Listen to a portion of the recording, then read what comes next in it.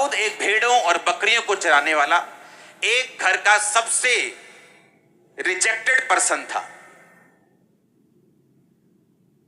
जब शमूएल मसा करने के लिए उसके भाइयों को आया, एक जन को आया जैसे परमेश्वर ने कहा था राजा होने के लिए मसा करना, तो वचन समझाता है कि दाऊद इतना रिजेक्टेड था, इतना भूला हुआ जन था। जैसे कि फैमिली में होता है ना, चाचा भूला हुआ होता है, चाचे को कोई याद ही नहीं करता। वो सारी फैमिली बताए चाचा है ही नहीं है। वो चाचा इतना लल्लू किस्म का है, इतना इफेक्टलेस है, इतना कमजोर किस्म का, उसको याद ही नहीं करता चाचा को। या चाचा ऐसा है कि कोई रिजेक्शन का आत्मा उसकी लाइफ में काम करता है।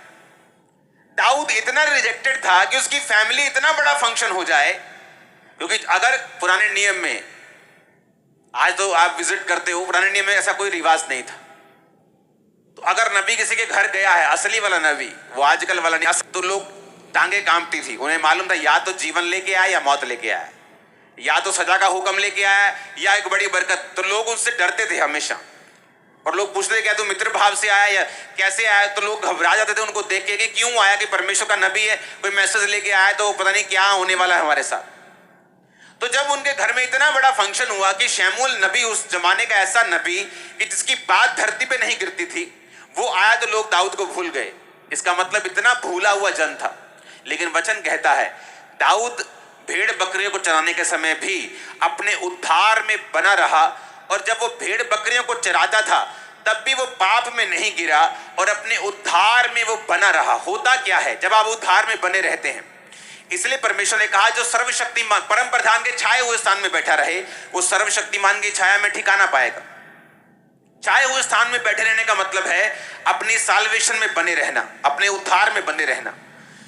यशब का मतलब है बैठे रहने का मतलब है कि जो कुर्सी परमेश्वर ने तुम्हें दी है एक विश्वासी की, कि तुम एक विश्वासी हो चुके हो, अब तुम्हारी घर में कोई ऐसा फंक्शन है जहां पर परमेश्वर की आराधना नहीं की जाएगी, बल्कि परमेश्वर को दूर रखा जाएगा।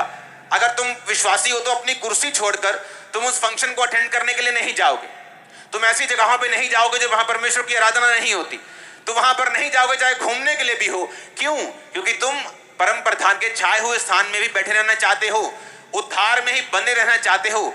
जिसको समझ आई कि उद्धार जरूरी क्यों है, वो इन बातों को पूरा करता है। अब होता क्या है, जब दाऊद अपने उद्धार में बना रहा तो क्या हुआ? उद्धार में बने रहने के कारण, क्योंकि जब उद्धार में आप चलते हैं, हो सकता है आपकी लाइफ में कोई बदलाव ना आए।